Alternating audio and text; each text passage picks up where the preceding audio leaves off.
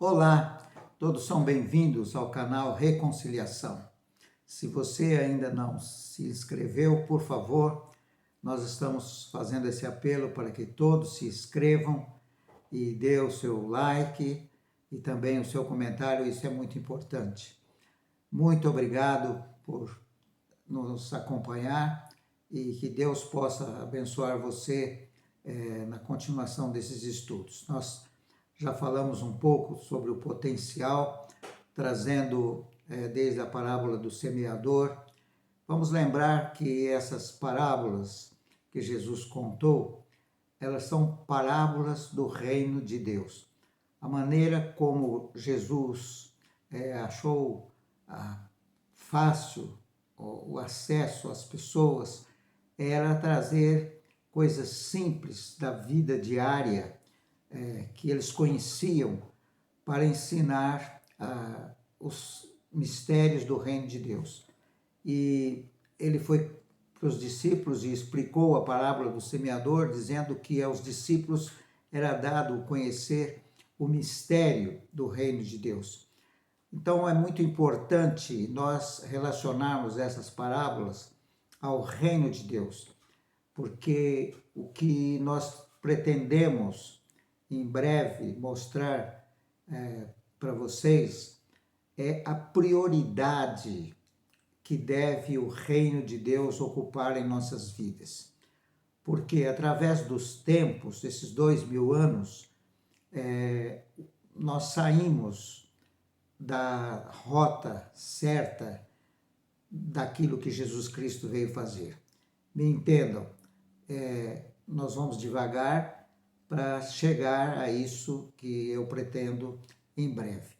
Mas vamos continuar um pouco mais dizendo de potencial, e conforme eu mostrei para vocês uma semente de acácia, hoje eu queria mostrar para vocês uma semente de mostarda. Então aqui nós temos uma semente de mostarda, ela é bem pequena. No tempo de Jesus era uma das menores sementes. E Jesus disse que por ser uma menor, mas quando semeada, ela produz uma árvore grande que abriga os pássaros. E isso era uma indicação de como é o reino de Deus.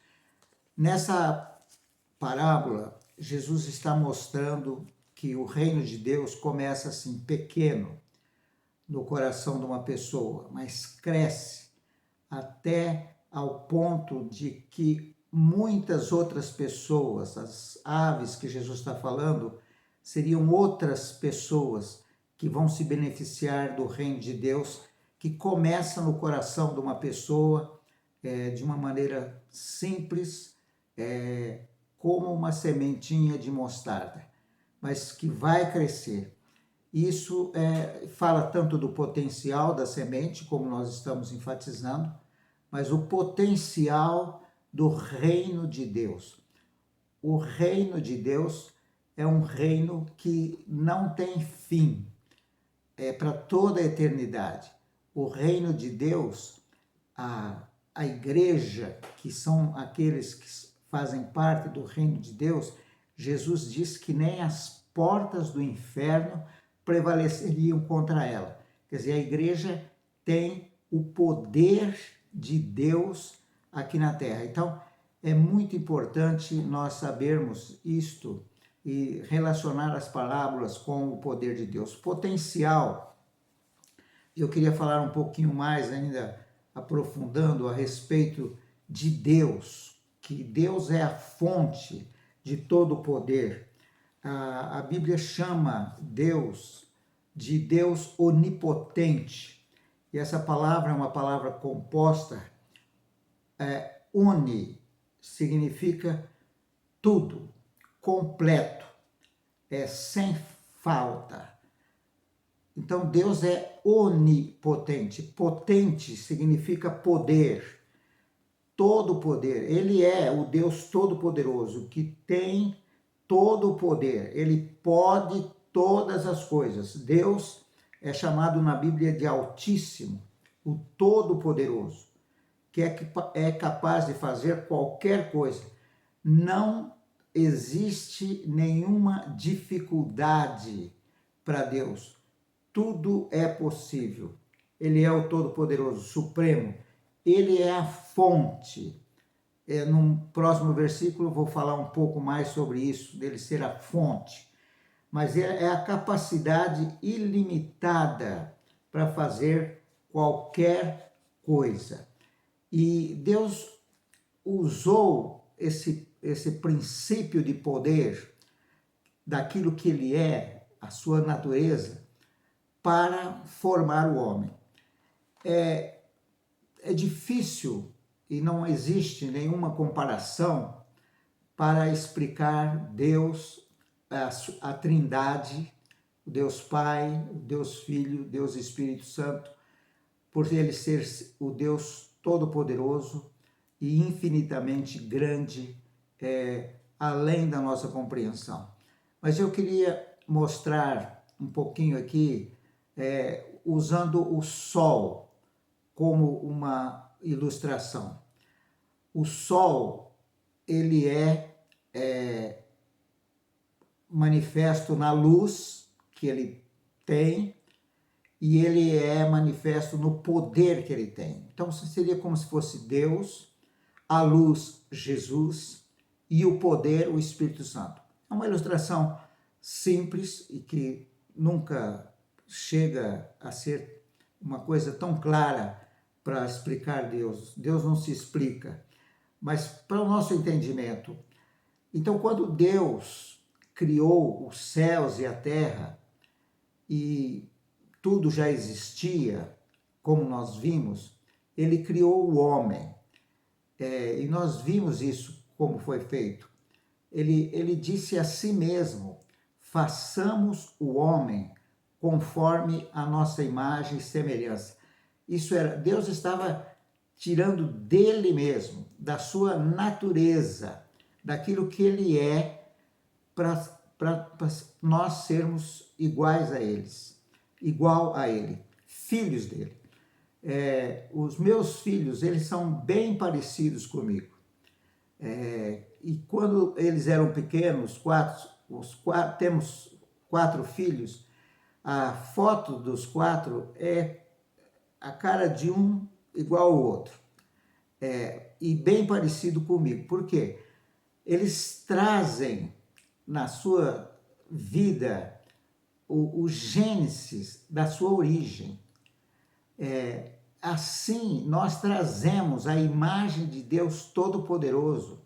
Há um poder ilimitado dentro de nós. Ninguém conhece a si mesmo. Ninguém te conhece.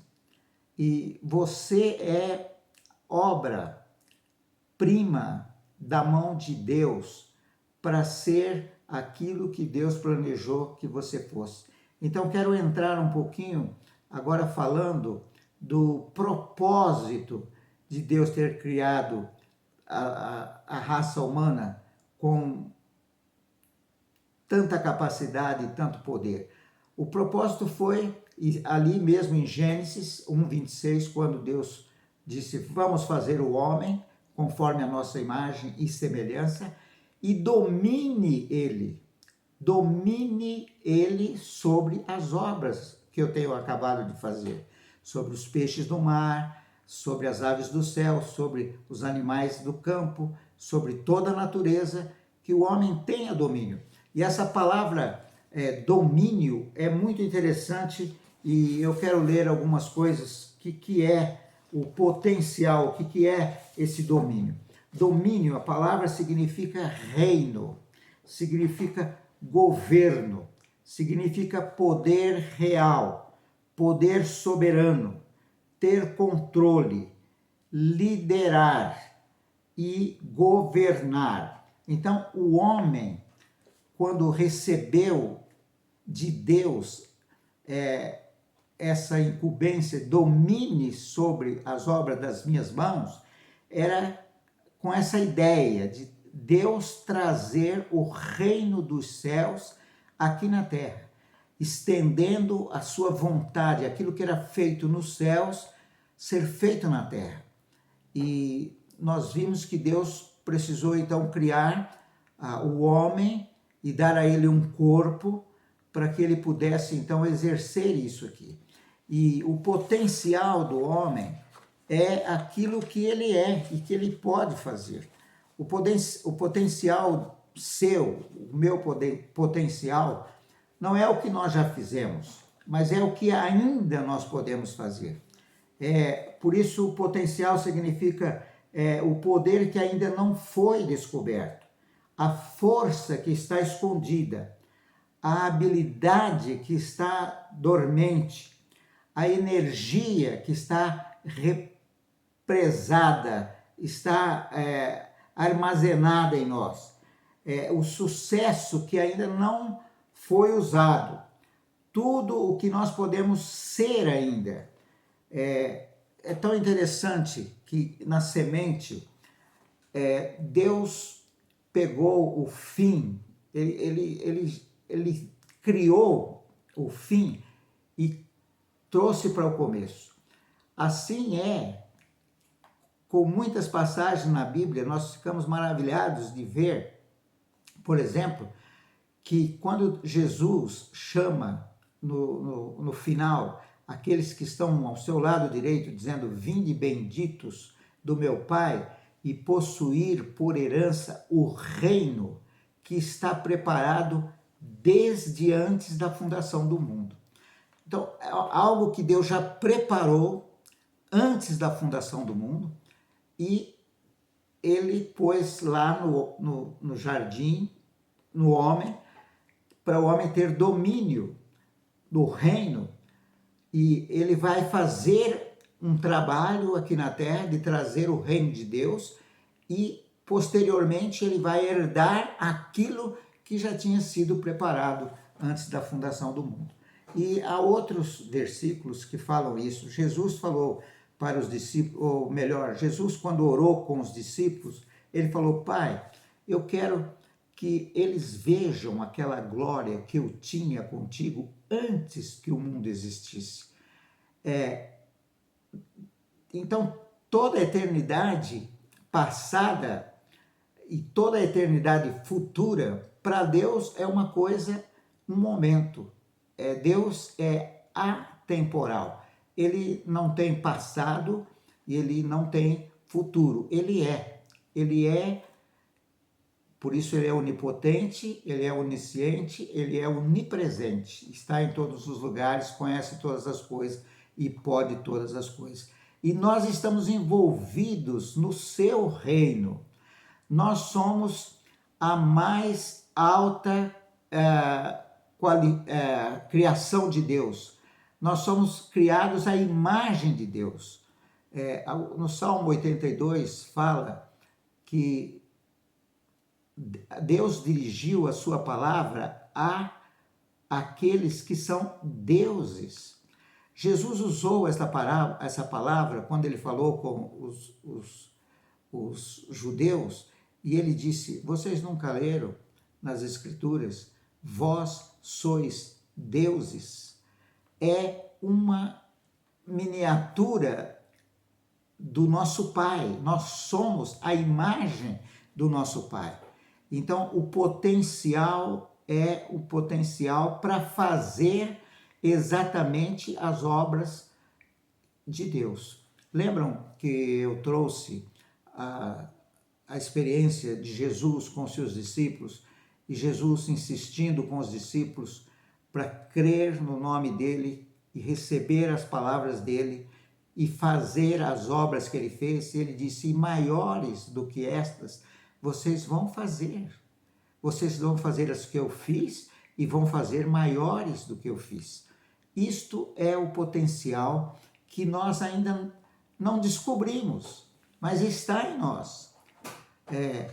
E nós estamos orando e indo para a palavra de Deus para receber entendimento, para atuarmos no reino de Deus aqui nesta terra como seus filhos, como reis e sacerdotes, como embaixadores de Cristo.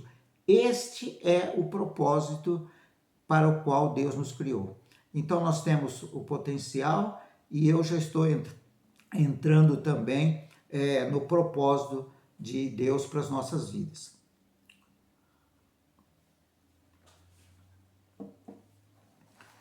É maravilhoso vermos que Deus conta conosco. Ele conta com aqueles que são alcançados pela mensagem do Evangelho, para ser como Ele e ter um propósito. Todas as coisas que são criadas, elas são criadas com um propósito. Ninguém na terra dos homens cria alguma coisa e não sabe para que aquilo foi criado. Não, não é assim.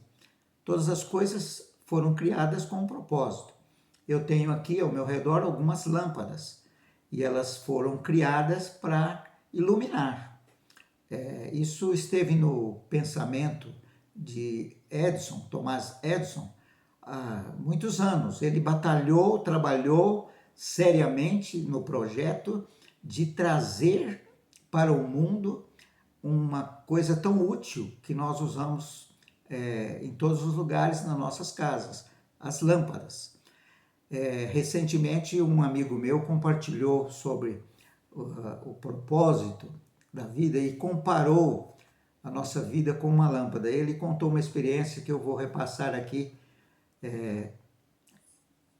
que é interessante. Ele disse que na casa dele havia um quarto, um ambiente, e tinha lá uma lâmpada por mais ou menos uns 2 anos, e tudo bem, todas as noites, todas as vezes que ele precisava ir àquele quarto, a lâmpada estava lá funcionando, ele acionava o botão, o interruptor, e a lâmpada brilhava. E um dia a lâmpada estava apagada, e ele percebeu que a lâmpada queimou. O que ele fez? Ele foi na gaveta, trouxe uma outra lâmpada e colocou no lugar, acionou o interruptor e o quarto estava iluminado. 2 coisas importantes ele compartilhou aqui. Primeiro, a lâmpada que queimou. Ela cumpriu o seu propósito. Geralmente uma lâmpada tem 1 ano de garantia e ela durou por 2 anos. Então ela cumpriu o seu propósito de iluminar aquele ambiente por 2 anos, todas as vezes que eles necessitaram.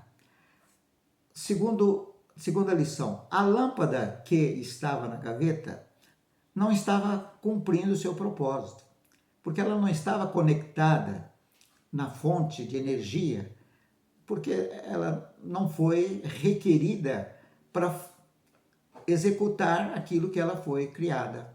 Mas no momento que a primeira lâmpada queimou, deu-se oportunidade para ela ser conectada, substituir a que queimou, e ela passou então a cumprir o seu propósito. Ele está lá com uma lâmpada nova, que provavelmente vai durar mais 2 anos, brilhando no seu quarto. Isto fala, uma lição para nossas vidas. Jesus disse que nós somos a luz do mundo e que a nossa luz deve brilhar nas trevas para que vejam as nossas boas obras e glorifiquem a Deus que está no céu, nosso Pai. E o propósito da nossa vida é igual ao da lâmpada, é brilhar até o fim da nossa existência. Não é ir diminuindo a intensidade, isso não acontece com as lâmpadas. Ela brilha até o dia em que queima. O dia que ela queima, então ela deve ser substituída. A nossa vida também é assim. Jesus viveu 33 anos, talvez 33 e meio, e ele cumpriu o seu propósito. Ele veio para fazer a vontade de Deus, nós já vimos isso em outras ministrações, que ele veio para fazer a vontade de Deus, e ele diz: Pai, eu quero fazer a tua vontade. No rolo do livro, nas escrituras, estão escritas a meu respeito. Eu vim para fazer a tua vontade. E ele se deleitava em fazer a vontade do Pai. E a vontade do Pai era estabelecer o reino de Deus aqui na terra. Então ele pôs todas as bases, ele chamou os discípulos, ele treinou os discípulos, ele deu ordem para os discípulos que eles é quem iam trazer o reino de Deus. Ele ensinou os discípulos como orar para que o reino de Deus venha nesta terra, e foi à cruz. E ali na cruz, quando a última coisa faltava para cumprir a Escritura, que ofereceram a ele vinagre, ele provou, mas não bebeu, para se cumprir a Escritura, e aí ele disse: está consumado, tudo está acabado. E nessa hora ele entregou o Espírito a Deus. Isso mostra o que é cumprir o propósito para aquilo pelo qual ele nasceu, com o propósito porque ele veio a este mundo. Paulo não foi diferente. Ele foi salvo na estrada de Damasco, ele teve a sua vida consagrada a empregar o Evangelho de Jesus, ele percorreu as maiores distâncias que podiam ser, desde Jerusalém até a Itália, e ele foi preso várias vezes, ele escreveu as epístolas que nós temos, todas as epístolas praticamente são de Paulo, e ele disse a Timóteo: olha, eu estou sendo agora oferecido como uma oferta, eu estou derramando a minha vida como uma oferta no altar de Deus. Eu combati o bom combate, eu corri a carreira, combati o bom combate, terminei a carreira e guardei a fé. Agora a coroa da justiça me está esperando. Então, veja que Paulo também cumpriu o seu ministério e cumpriu o propósito para aquilo que ele nasceu. E cada um de nós temos que ter bom ânimo para descobrir e retornarmos ao plano original de Deus, porque tem muitas pessoas no mundo que vão viver todos os anos das suas vidas, uns mais, outros menos, e nem vão ouvir e nem saber por que eles estiveram aqui. Eles estiveram aqui num nível muito natural de trabalhar, estudar, comer, beber, dormir, levantar, fazer todas aquelas coisas de rotina no mundo natural. Mas não é isso o propósito de Deus. Deus nos criou com um propósito, Ele nos ama e Ele quer nos engajar nesse propósito. E nós vamos aprender como nos engajar no propósito de Deus para cumprir a sua vontade aqui na terra. Fique com Deus.